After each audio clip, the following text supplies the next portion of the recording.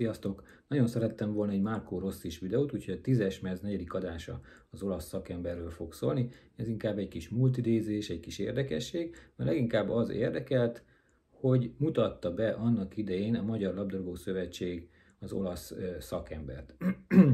Ahhoz, hogy ez teljesen tényszerű legyen, az internet segítségét is igénybe fogom venni. Nyilván nehéz lenne egy közlemény szó szerint visszamagolni, visszaidézni.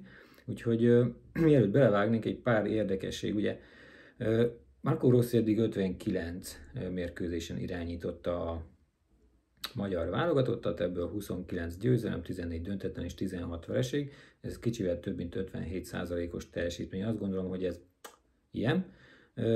Ugye az már csak haba tortán, hogy idén veretlenül zártuk az évet. Ugye ráadásul ebből a hazai mérkőzéseket az EB-n 100%-os teljesítményen hoztuk le. Tehát Marco Rossira egy rossz szava nem lehet senkinek, micsoda frappáns mondat lett ebből. És akkor most előkeresem azt a közleményt, amit a MLS 2018 júniusában kiadott. Meg is történt. Ugye június 19-e a dátumunk.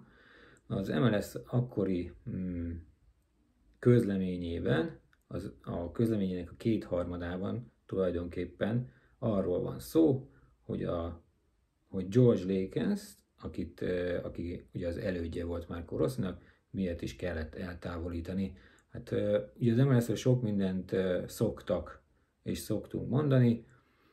Az biztos, hogy George Lakens eltávolítása az mindenképpen jó döntés volt. Ugye ebben a közleményben arról is beszél az MLS, vagy ír az MLS, vagy egy szót az MLS, hogy a belga szakember nem tartott igényt a végkielégítésére. Hát azt gondolom, hogy ez úriemberhez méltó cselekedet volt a belgától, hiszen az a produktum, amit az asztalra tett, az inkább arra volt jó, hogy csendben és angolosan távozva kilépjen az országból, nem hogy még pénzt is vigyen ki innen.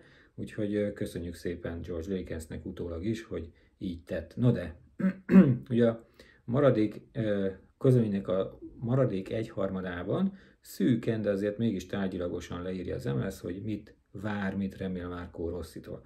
Most ezt fel fogom olvasni, remélhetőleg keveset hibázva és érthetően, és tényleg semmit nem teszek hozzá, csak azt, hogy akkor az MLS mit várt Marco Rossitól, úgyhogy jöjjön ez. A folytatásban 2020 nyaráig a Budapest Honvéddal tavaly bajnoki címet szerző Marco Rossi veszi át a nemzeti csapat vezetését. Az olasz edző többször bizonyította, hogy a csapatépítés, közösségteremtés szakembere. Képes a fiatal, tehetséges játékosok beépítésére, a tapasztalt labdarúgók motiválására. Tavalyi bajnoki siker mellett korábban, zárójel nyitva 2013-ban, zárójel zárva, bronzérmet szerzett a kispesti együttessel, és ezt az eredményt idén a szlovákiai Dac együttesével is megismételte.